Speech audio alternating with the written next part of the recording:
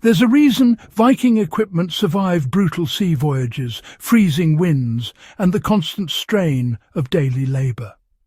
Their rope-making method wasn't just functional, it was engineered for longevity. If you're new here on Warpaths of Europe, make sure you subscribe and like the video so you don't miss the deep dives we publish every week. Let's get straight into the technique without circling around it. Battlefield survival. Viking rope makers began with materials that survived harsh climates. Their most valued fibres were inner bast from lime trees, nettle stalks, and sometimes hemp when trade access allowed it. Bast wasn't taken from dead wood. It required stripping the bark from freshly cut trees, soaking it in water for days, then peeling out long, continuous inner fibres. These fibres were washed, dried, then beaten to soften and align them. When you handle properly retted bast, you immediately feel why it lasts. It's tough, flexible, and resists rot far better than many modern synthetics when exposed to salt water.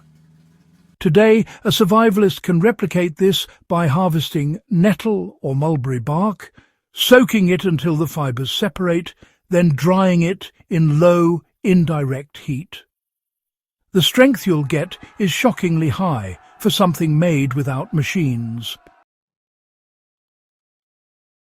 Vikings didn't rely on loose, lazy twists. They built tension from the start. Rope was made by twisting individual fibres into long yarns, then twisting several yarns in the opposite direction to form strands. Finally, those strands were twisted again in the opposite direction to complete the rope. Each reversal of twist locked the fibres and prevented unravelling. The real secret was consistent wrist rotation and controlled tension. They stretched yarns between wooden stakes or simple posts hammered into the ground, walking backward as they twisted.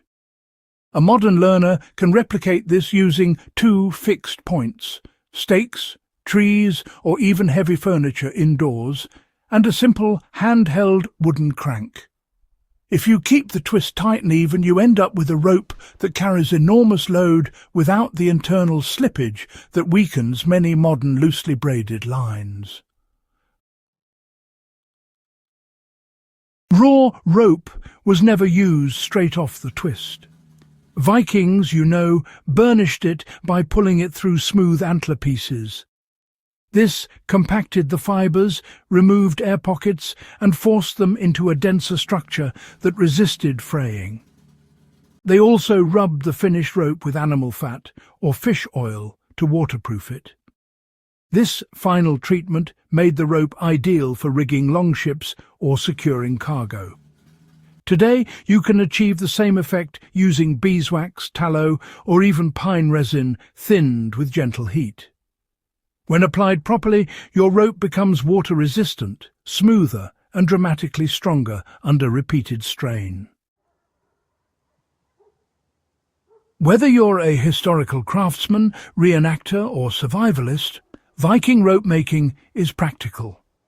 In the field, you can harvest nettle or bark, twist it into cordage within an hour, and produce something strong enough to lash shelter beams, create fishing lines, or secure firewood.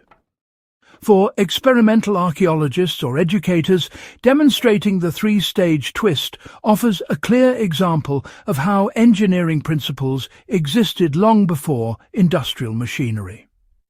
And for anyone sailing or camping, a well-made bast rope holds knots with remarkable reliability and dries without losing integrity. If you want more content like this, subscribe to Warpaths of Europe, share the video with fellow enthusiasts, and keep exploring the techniques that shape the continent's toughest generations.